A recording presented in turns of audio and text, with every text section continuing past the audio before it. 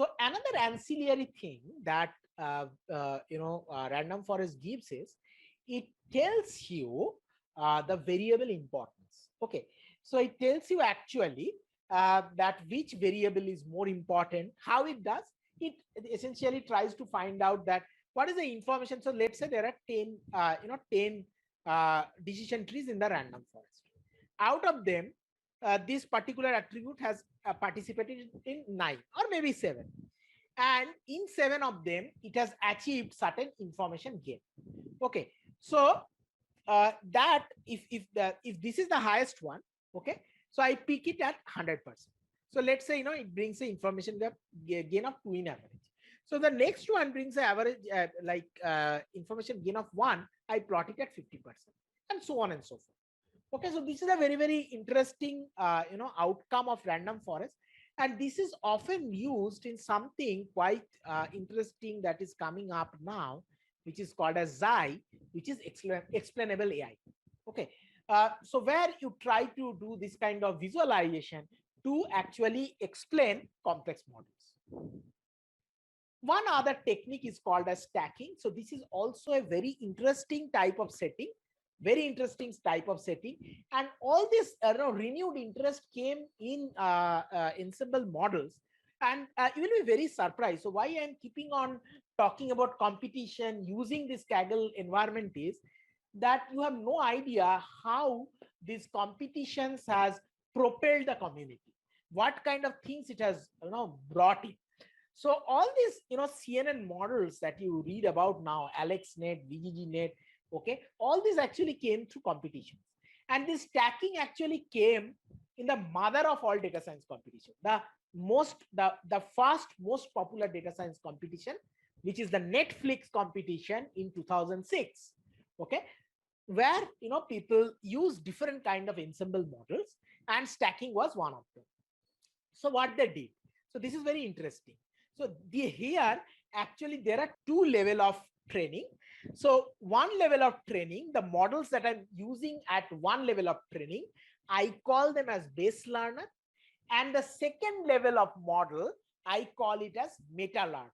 I call the first level of training models as base learner, and second level of training models as the meta learners. Okay, all right. So how it works? So let's say you have taken training data, and you are using you have the predictions available with you. Okay, so you have the predictions like this, right? So the naive-Bayes predicts it to be class 1, KNN predicts it to be class 2, and C4.5, which is a variant of decision tree, predicts it to be class 1. Okay, so how you get the output? So you have already trained your model. Then you are using it for prediction. Okay, and you also have the actual output. Okay, on basis of which you calculate the classification accuracy, F1 score, and so on and so forth, right? So these you use as a data set for the second level of model. So this is called as a meta model, and you can see that the predictions of the models you are using here, and that you are using as a training data, and on that model 6 is learning. Okay, so that's the overall idea of stacking. There is a minor variation of blending. You can look up and search more on it. I'm not going into that for sake of time. Now, the final type of ensemble technique. The final type of ensemble technique is called as boosting technique. Okay, so random forest and bagging, these were kind of parallel techniques. Boosting is a technique which is actually a serial in nature. You see that there is a data set, it is being trained, some results are coming up, errors are being analyzed, something is happening, and that's how the boosting continues. So random forest, voting technique, bagging, these schemes, even stacking, so these are relatively easier to understand. Okay, so boosting is one of the model which is little difficult, but if you pay attention, then I am sure we can, make a head with it. So let's first do a quick recap of bagging and random forest. Okay. So what we were essentially doing, we were growing trees parallel, right? The trees were fully grown trees with varying depths, and they were built independent of each other.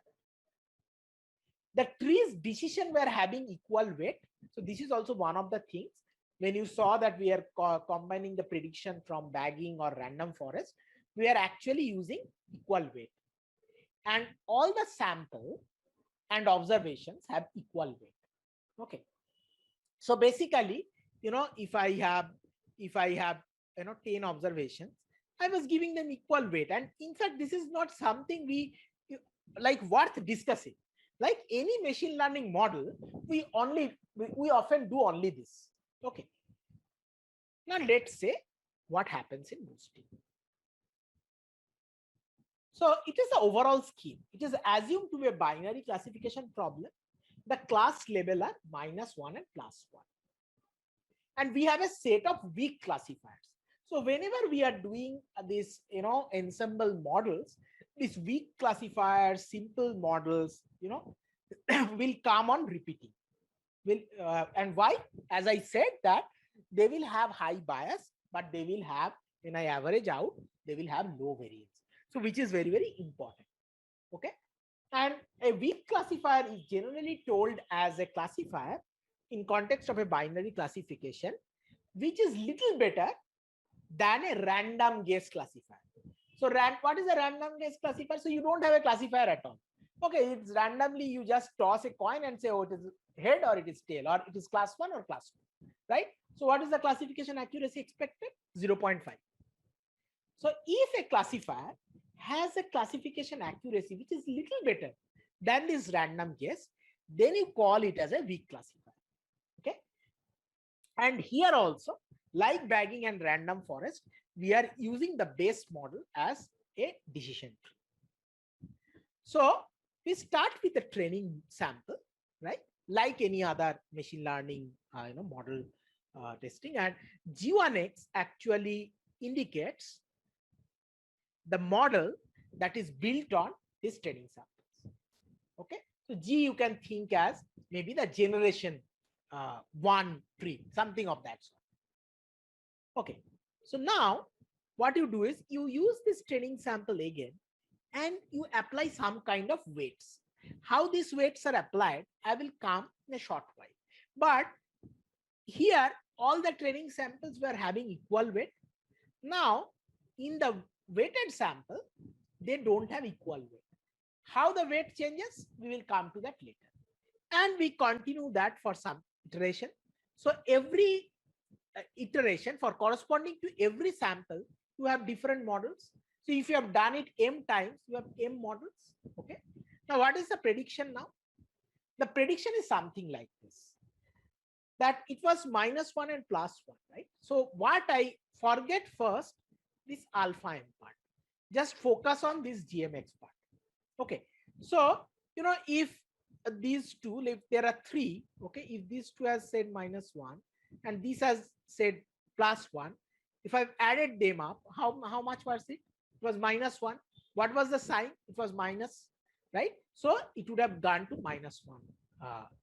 It would have gone to -1 class. So that is the significance of this symbol. And you are going from m equal to 1 to m. Now, what is this alpha m doing over here?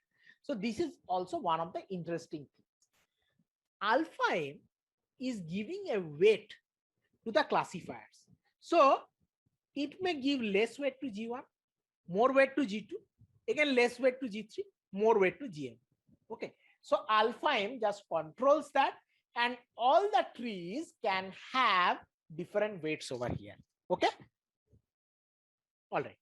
So what is the why we are doing this, or why we are thinking of weighing the observation?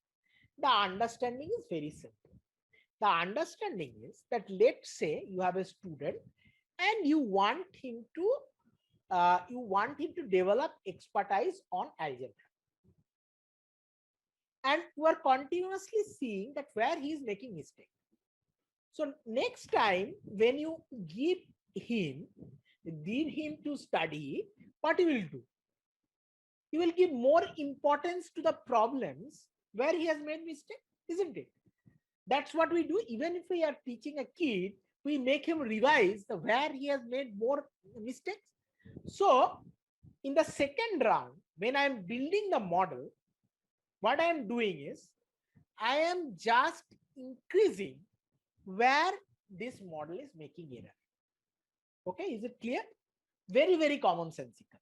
So let's say, this is how the initial observation was, and at time step equal to 1 or generation 1, this is the decision boundary that the model came up with.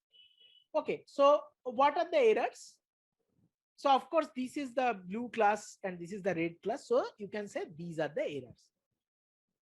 So now see what happens in the next observation. I am now creating a weighted sample out of this.